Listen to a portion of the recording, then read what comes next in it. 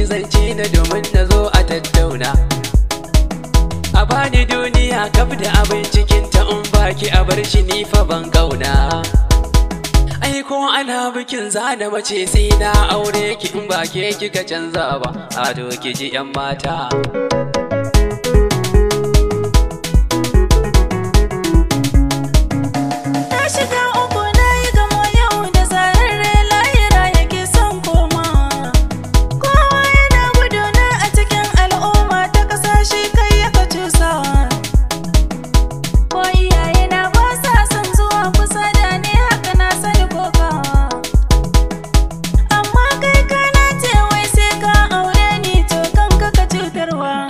Ga 'yan mata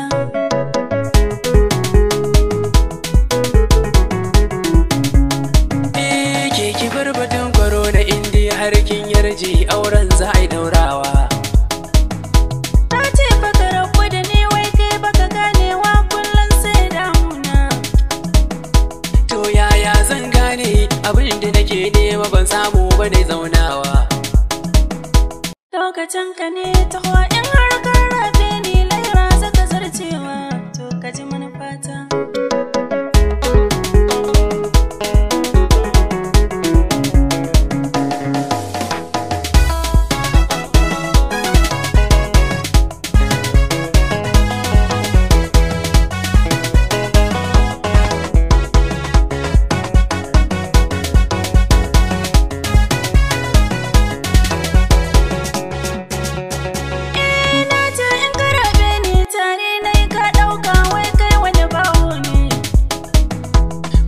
Zaki ce ki faɗa in dai fa a kaina ne to na gama lamani. Ba na fa bidar shawara wai ko dogon zance, buri na ki yarda da ni. Ta ga alama isko kai ne suka shafe ka, dan su suka sanya ka har ka baro mata.